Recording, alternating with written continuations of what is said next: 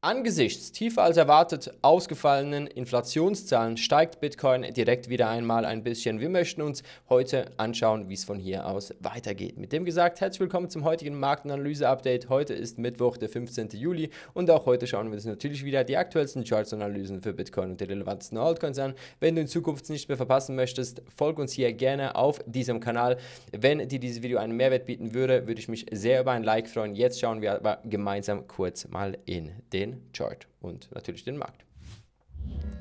So, einen Blick werfen wir aber noch ganz kurz ins neue Dior Terminal. Du siehst hier das neue Dior Terminal. Wenn du da noch nicht mit dabei bist, über den ersten Link unten in der Videobeschreibung kannst du das mal kostenlos antesten. Dann siehst du mehr oder weniger das gleiche, wie ich hier sehe. Hier hast du die Möglichkeit, einerseits mal dein Portfolio hochzuladen. Du hast hier immer einen Sentiment-Indikator, ein paar andere coole Spielsachen, mit denen du hier spielen kannst. Eben, wie gesagt, du kannst hier dein Portfolio hochladen und hast das dann wie ein Portfolio, eine Portfolio-App auf deinem Handy, kannst hier die historische Performance für dich anzeigen lassen, einzelne Positionen, natürlich die Aufteilung und es kommt noch vieles mit dazu. Zusätzlich zu dem hast du auch den ganzen Analysebereich mit unseren Charts. Du hast hier Indikatoren, auf die du zugreifen kannst, wie zum Beispiel die RSI Heatmap, wo du jeweils siehst, wo die Coins im RSI stehen. Du hast hier eine Sache, die auch immer spannend ist, so die ganzen jährlichen Performances oder historischen Performances, die du dir anschauen kannst. Und natürlich hast du auch einen eigenen Chart, nur in der Desktop-Version, übrigens in der Mobile-Version noch nicht, wo du deine Chart-Analyse durchführen kannst. Hier hast du die Möglichkeit, Indikatoren auf den Chart zu laden. Übrigens nicht wie bei TradingView kannst du hier ganz viele Indikatoren auf den Chart laden. Zusätzlich hast du auch die Möglichkeit, Chartanalyse durchzuführen. Wir haben ja auch schon hier Presets mit der SK-Analyse und der Elliott-Wellen-Analyse, die du einfach verwenden kannst. Da musst du nicht noch eigene Fibonacci-Tools irgendwie schön in den, die Einstellungen bearbeiten von den ganzen Fibonacci-Tools, sondern kannst hier direkt loslegen. Also, hier hast du wirklich vieles, was du als Chart-Analytiker oder speziell natürlich Investor brauchst. Unsere Idee ist es, mit dem Dior Terminal eine Applikation zu bauen, die speziell im nächsten Bullenzyklus Tausenden von Leuten eine angenehme Stütze darstellen soll in Bezug auf ihr eigenes Portfolio, aber auch Analyse, News und so weiter. Und auf diese News gehen wir jetzt dann gleich auch kurz ein. Du hast hier nämlich auch einen Newsfeed mit dabei, der dir Live-News-Daten zuspielt und ziemlich schnell. Ich habe zum Beispiel vom Dior Terminal als allererstes gehört, gestern, als das rausgekommen ist. Und zwar, dass die US-Inflation überraschend weit sinkt. Die US-Inflation ist im Juni auf 3,5% gesunken, während Analysten 3,8% erwartet haben. Also die Kerninflation ist somit ein bisschen tiefer als erwartet und das ist natürlich ein bullisches Zeichen für den Markt, weil wir wissen, die Fed hat ein Dual Mandate. Das bedeutet, Sie haben zwei Sachen, auf die Sie schauen müssen. Sie müssen auf die Inflationsdaten schauen, sprich, dass die Inflation tiefer wird und Sie müssen auf die Arbeitslosen schauen, also besser gesagt auf die Arbeitsmarktdaten schauen, dass nicht zu viele Leute arbeitslos sind. Wenn zu viele Leute arbeitslos sind und die Inflation tief ist, können sie Geld drucken und wenn beides genau konträr ist, sprich es weniger Arbeitslose gibt und gleichzeitig die Inflation hoch ist, dann ist natürlich rotes Licht, da können wir kein Geld drucken. Und jetzt ist zumindest einmal die Inflation ein bisschen tiefer als erwartet und das natürlich ein bullisches Zeichen für den Markt. Auch ein bullisches Zeichen meiner Meinung nach ist, dass die zweitgrößte Volkswirtschaft der Welt jetzt schwächelt. Also die Wirtschaft in China zeigt sich deutlich schwächer als erwartet und verlangsamt so ein bisschen ihr Wachstum. Also wir sehen es hier, Chinas Wirtschaftswachstum hat sich im zweiten Quartal 2026 deutlich verlangsamt und die Erwartung verfehlt.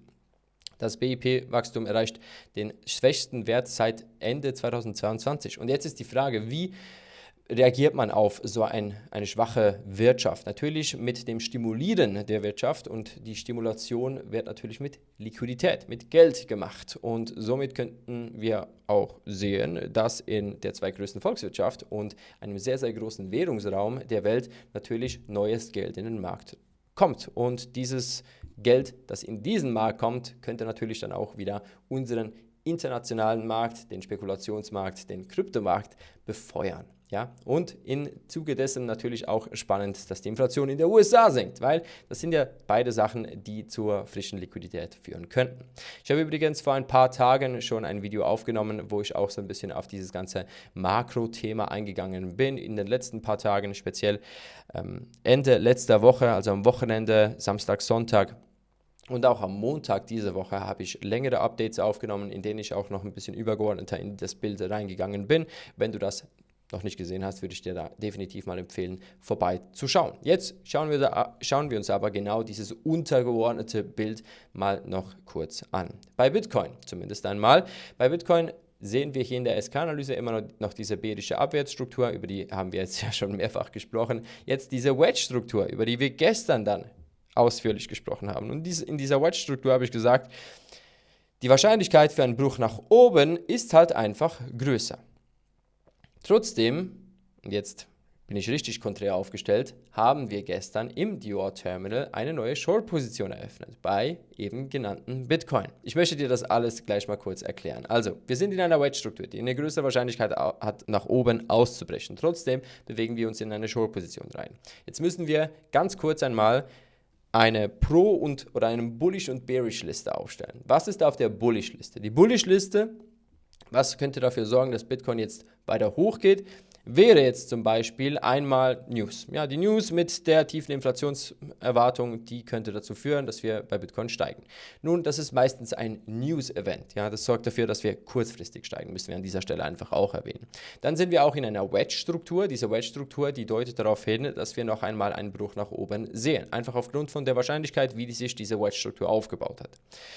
Gleichzeitig in der Elliott-Wellenanalyse, wenn wir hier auch das bullische Bild nehmen, könnte es natürlich sein, dass wir hier schon komplettierte Strukturen haben. Wir haben hier schon Mindestziele angelaufen und wir gehen jetzt direkt hoch in eine Y. Sprich, die X hier unten ist schon angelaufen. Oder wir reden sogar von einer 1, 2, 3er Struktur. Das wäre das Bullische. Das steht alles auf der bullischen Seite. Die Möglichkeit, komplettierte Strukturen zu haben und diese Wedge-Struktur. Jetzt, was steht auf einer bärischen Seite? Und da gibt es halt einfach leider nochmal ein bisschen mehr. Verstehe mich nicht falsch, ich bin ja auch ein Bitcoin-Bull. Wir haben ja auch eine übergeordnetere Bitcoin-Long-Position offen, die auch ganz kurz in den Profit reingelaufen ist. Aber ja, das war wirklich nur von kurzer Dauer. Und wir sind natürlich auch in einer Solana-Long-Position vertreten, die im Profit läuft. Also was spricht für ein bärisches Bild? Für ein bärisches Bild spricht, dass wir hier immer noch in einer Abwärtssequenz sind, dass wir hier das Low rausgenommen haben gegenüber hier drüben und deswegen ist diese Sequenz auch immer noch valide und aktiviert. Für das Bärische spricht speziell in der Elliott-Wellenanalyse, dass wir uns hier immer noch in einer W, in einer möglichen X und in einer Y-Struktur befinden. Und auch diese Struktur hier passt hier immer noch ins Bild. Wir haben hier nämlich auch noch eine W, X und Y-Struktur zur Unterseite, wobei diese Y zur Unterseite eine A überschießende B- und C-Welle darstellt. Und das passt hier einfach immer noch sehr, sehr gut ins Bild. Also es wurde noch nichts invalidiert in einer bärischen Perspektive. Also es gab noch keine bullischeren als erwarteten Bewegungen zur Oberseite. Und deswegen müssen wir uns weiterhin ans bärische Bild halten. Zusätzlich zu dem sind wir schon in 2 Long-Positionen vertreten und von dem her war es ein No-Brainer, gestern noch eine Short-Position zu suchen für uns. Ich habe gestern im Terminal am Nachmittag auch schon geschrieben, ich bin jetzt gerade auf der Suche, wo wir eine Short-Position aufmachen können. Da gab es natürlich verschiedene Coins im Kryptomarkt und die habe ich durchgeschaut. Und der einzige Coin, der wirklich schön aussah, war tatsächlich Bitcoin, weswegen wir uns auch für eine Bitcoin-Short-Position entschieden haben. Wieso Bitcoin? Bitcoin hat hier eine sehr, sehr schöne A, B und C-Struktur, die sich ausbauen könnte. Die B-Struktur ist doch nicht weit überschießend. Sie ist einfach überschießend bis zum jetzigen Zeitpunkt. Wir haben einen Bitcoin im Stundenchart, der im überkauften Bereich, nicht im überverkauften, im überkauften Bereich ist. Diese Levels waren historisch gute Levels für den Einstieg, zumindest mal kurzfristig. Es wäre ja auch eine kurzfristige Position. Zusätzlich zu dem hatten wir dieses unglaubliche News-Event. Also unglaublich ist vielleicht ein bisschen übertrieben, aber wir hatten dieses News-Event mit den Inflationszahlen, die tiefer ausgefallen sind als erwartet.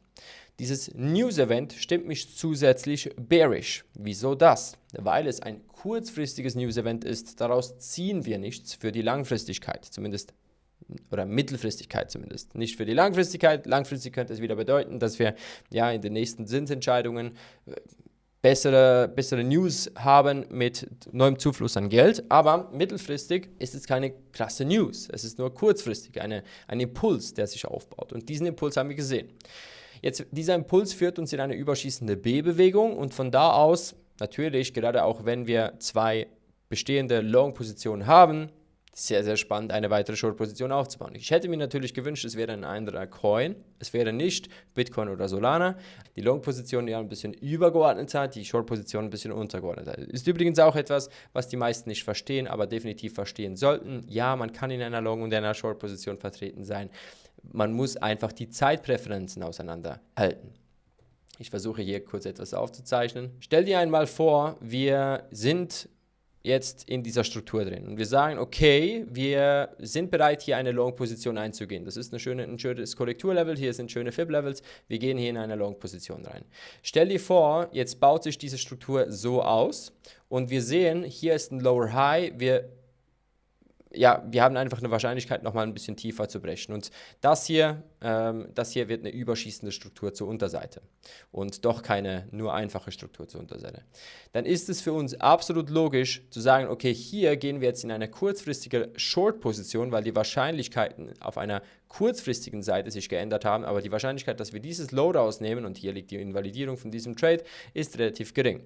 Deswegen packen wir uns hier in eine Short-Position rein und wenn diese sich positiv ausspielt, super, dann hätten wir mehr Liquidität, um wiederum in diese Long-Position hier einzuspielen. Und von hier aus gehen wir dann hoch. Wenn sich die Wahrscheinlichkeiten für diesen Trade verändern, müssen wir an diesem Trade was machen. Aber solange das nicht passiert, können wir in den Substrukturen in diesem Bereich hier problemlos einen weiteren Trade aufmachen, in die Long- oder in die Short-Seite. Gut, jetzt gehen wir noch kurz in die anderen Coins rein und ich erkläre dir gleich mal noch kurz, wieso Ethereum kein guter Short-Trade war oder wieso Ethereum für uns nicht spannend war. Ethereum hat nämlich diese B-Zone, diese überschießende B-Zone, die Bitcoin nur ganz einfach wahrgenommen hat, schon praktisch ausgeschöpft. Du siehst es hier, wir haben hier bei Ethereum eigentlich die gleiche Struktur, eine A und eine B und diese B, die wurde schon fast bis zum absoluten Maximalziel ausgeschöpft. Und das ist für uns ein bisschen ein schwierigeres Zeichen, eine größere Wahrscheinlichkeit für eine Invalidierung. Deswegen haben wir gesagt, machen wir jetzt gerade nichts. Gerade auch, wenn Ethereum hier eher eine impulsive Struktur noch mit sich bringt. Ja. Da haben wir ein bisschen Respekt vor. Da gehen wir lieber in diese Setups rein, die für uns mit großer Wahrscheinlichkeit sich ausspielen. Nur weil wir dann noch einen anderen Titel bei den Short-Positionen drin hätten, machen wir jetzt hier nicht noch irgendwelche Spiele auf Setups, die nicht perfekt sind oder schlechter sind, sagen wir es einmal so. Gut, dann gehen wir noch kurz zu Solana und Solana haben wir ja ganz klar in einer Long-Zone drin und Solana gefällt mir in dieser Long-Zone auch sehr, sehr gut. Wir haben ja hier diese Aufwärtsbewegung gesehen bei Solana, diese schöne impulsive Aufwärtsbewegung, die gefiel mir damals schon sehr, sehr gut. Ich habe gehofft, dass Solana noch mal ein bisschen runterkommt. Wir konnten dann hier den doppelten Vorteil einzeichnen. Diesen haben wir wahrgenommen. Solana bereits im Profit laufend. Gibt es gar nichts mehr dazu zu sagen. Solana hier ein wunderschönes Setup. So, dann bei den anderen Coins, ja, gibt es jetzt auch nicht mehr extrem viel zu melden. Injective hatte ich noch ein bisschen auf dem Schirm mit Position, einfach weil der sich hier aus dieser Zone ziemlich schön hinauf bewegt hat. Hier dieser Trendline relativ schön folgt. Aber wenn es was zu tun gibt, dann werden wir natürlich alle Leute im Dior Terminal darüber updaten. Hyperliquid, ja, hat sich auch wieder ein bisschen hoch bewegt. Ist für mich aktuell zu schwach für eine neue Long-Position. Da machen wir jetzt gerade gar nichts. Coinbase, hier immer noch die Short-Position. Wer noch in der Short-Position vertreten ist, herzliche Gratulation, läuft immer noch weiter im Profit. Ich persönlich habe ja auch schon gesagt, ich bin auf den Einstiegspreis wieder raus. Ich habe einen kleinen Profit mitgenommen in dieser Position, aber das war es dann auch schon, weil ja, wir sind ja sehr, sehr volatil hin und her gelaufen. So, MicroStrategy haben wir mal noch ganz kurz über eine Long-Position gesprochen, hätte sich nicht schlecht ausgespielt. Wir haben aber aufgrund von dem, dass wir schon einen Long-Überhang hatten, das heißt, wir hatten 2 Long-Positionen, wir hatten noch keine Short-Position, haben wir die Position nicht wahrgenommen. Könnte man jetzt natürlich noch darüber diskutieren, ob wir hier jetzt noch eine weitere Short-Position aufmachen würden. Ja, könnte man dann in einem Dior Terminal Update noch ein bisschen genauer besprechen, wenn das spannend wird. Das war es jetzt aber zuerst mal für die Chartanalyse. Super, wenn dir dieses Video einen Mehrwert geboten hat, würde ich mich sehr bei einem Like freuen. Wir sehen uns morgen im nächsten. Komm unbedingt ins Dior Terminal. Wie gesagt, ist absolut kostenlos. Über den ersten Link unten in der Videobeschreibung beta.dior.ch oder app.dior.ch, spielt nicht so eine große Rolle. Jetzt wünsche ich dir einen ganz angenehmen Mittwoch und natürlich nie vergessen, always do your own research.